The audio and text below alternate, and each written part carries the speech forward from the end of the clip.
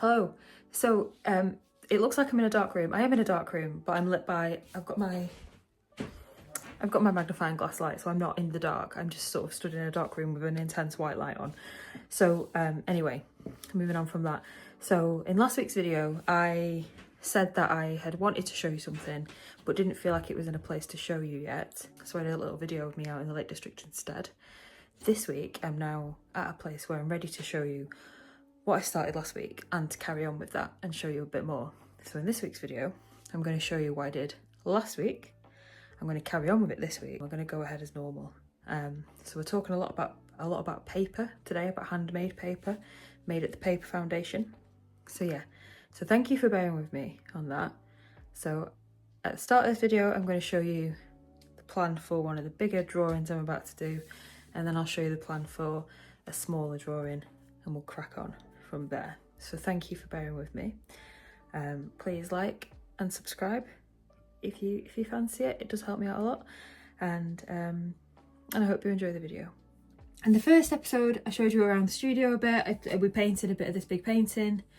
My intention at that time was that I was going to carry on doing that big painting for quite some time and get it finished, and take you along that journey with me. And then I realised that I've got a lot of deadlines coming up for awards awards and exhibitions that I want to enter. I realised that last week, how close those deadlines are, and the pieces that I want to submit to them are quite technical, they're quite big.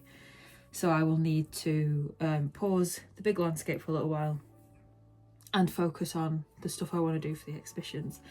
So when I submit to shows and exhibitions, I think I've mentioned this previously, I like to submit work that is based on a practice that I've built up over a number of years.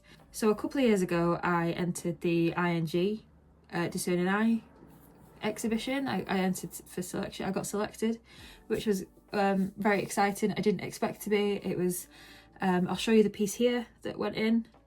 I got selected for my tiny bee drawing, and tiny bees were something I've drawn for a long time, over a period of years. So they are drawings of bees on cigarette papers, and I've done a few of them. I've submitted a few of them to various exhibitions across the country at various times.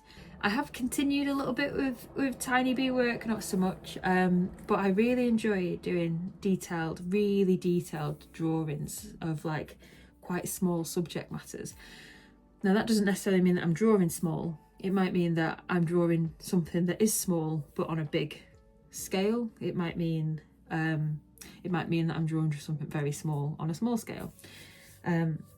So that varies. And what I like to look at in my drawings is a sense of heritage, almost. So the tiny bees, and the tissue paper that the cigarette papers they were drawn on. It's all about sort of fragility and balance and things like that. And that's what I like to look at in my drawings. And I've been developing an idea for a little while about how do I show heritage skills in art. Last year I went to the Paper Foundation, which is near Kendal in the Lake District, and they had an open day. And at the Paper Foundation they make handmade paper, and it's beautiful, really beautiful, high quality paper. And they had an open day, so you got to go in, have a look around, see the people making the sheets of paper on their big sort of like almost like sieves, and they make huge sheets of paper, and then they dry them on these fleeces. It's all the original materials. I'll pop some pictures in of it here. Like there's the original paper churner, like the paper mill that they use, that's the original one. They've got the original fleeces that you use for pressing and drying the paper. They use like original methods and recipes, and the building was incredible. All about the history of the machinery that they were using, about the process, and about these people that wanted to revive the process or keep alive the process of handmade paper. So a lot of the stuff at the Paper Foundation in Kendal was brought over from Ireland, because the person that had been making it in Ireland was retiring. They had no one to pass the business on to.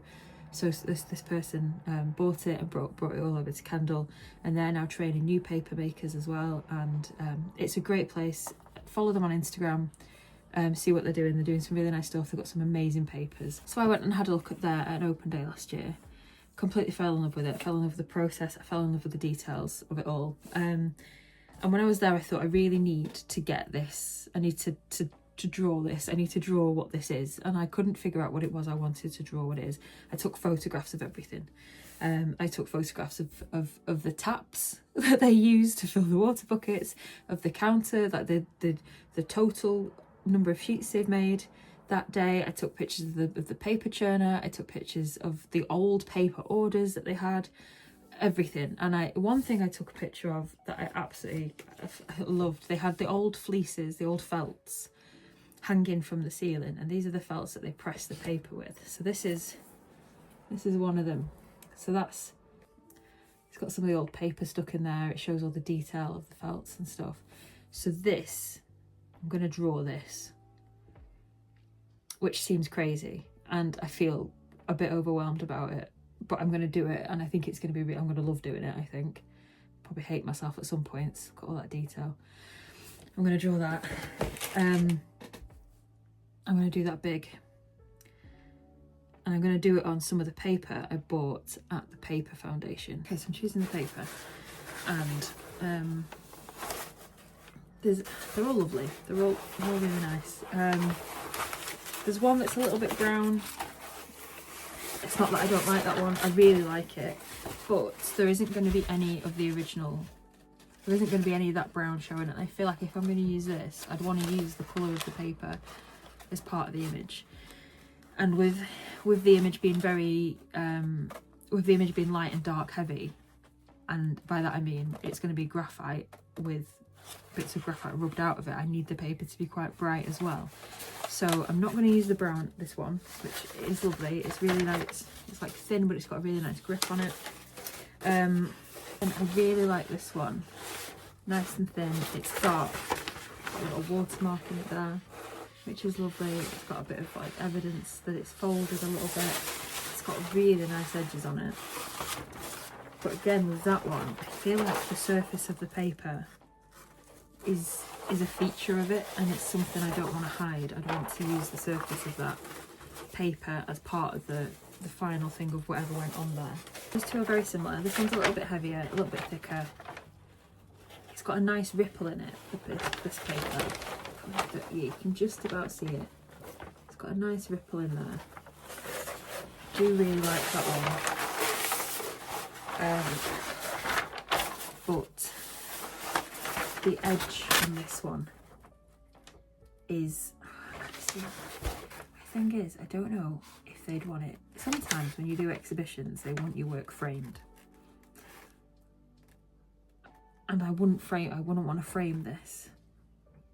But it's got a really nice edge on it, which really, that nice edge really sort of helps with what I'm going for in the final in the story of the drawing. I think I'm going to go for the one with the frayed edge. Thank you for helping me through that decision.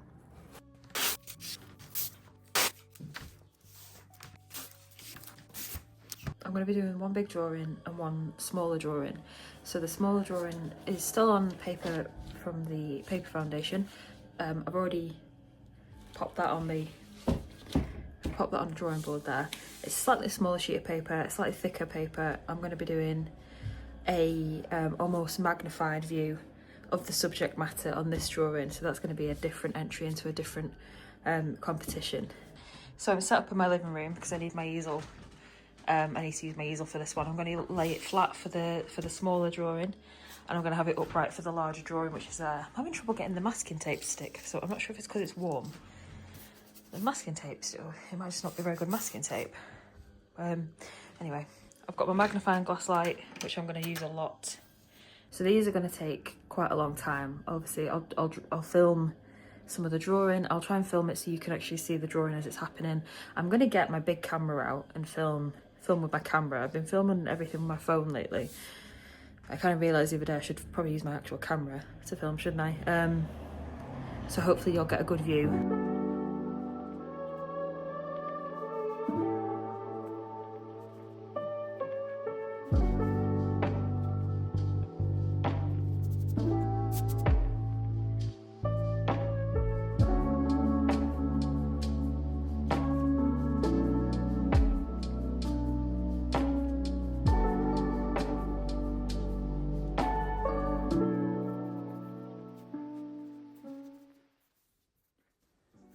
When people draw, you see it in cartoons or like in films quite a lot when artists are drawing and they use their pencil and like they're looking at one eye with their pencil, and what they're doing there is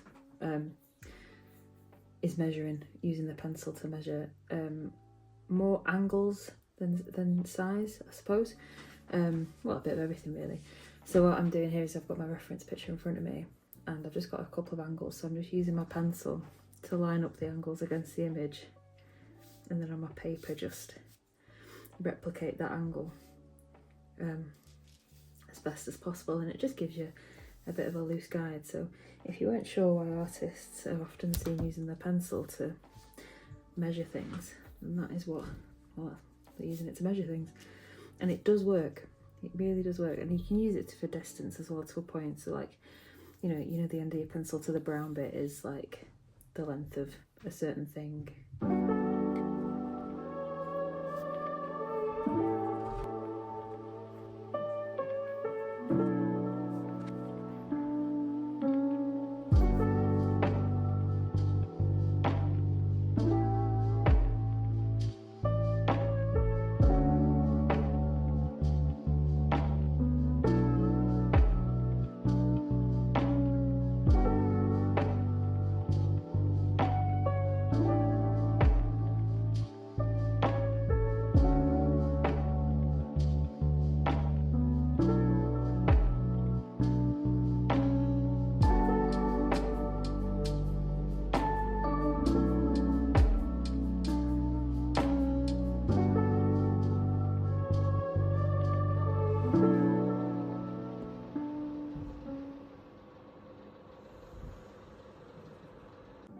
So I've just tipped the easel upright and I'm working sat down with the easel upright in front of me. I just found that I wasn't getting enough,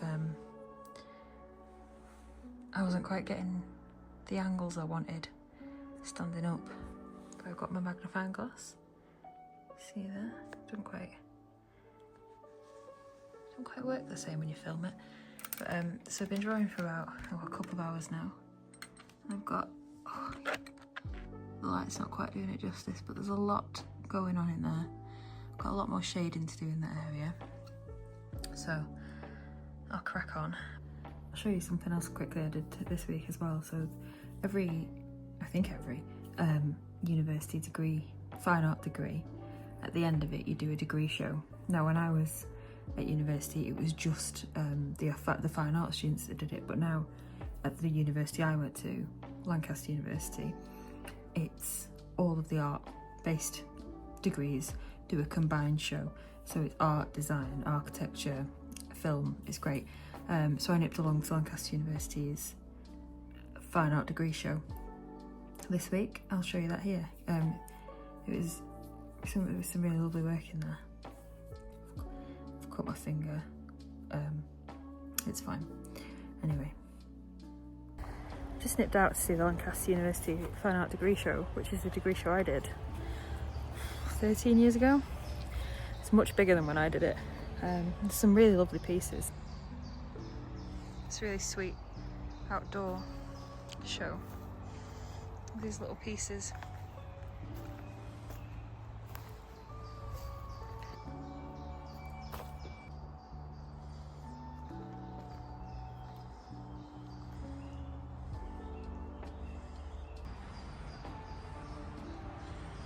There's loads more in the studios too, design stuff, architecture, fine art, but I didn't want to film in there because, well, I don't want to talk in there, I don't want to disrupt other people, but really I'll put some little clips in here. It's a really lovely show.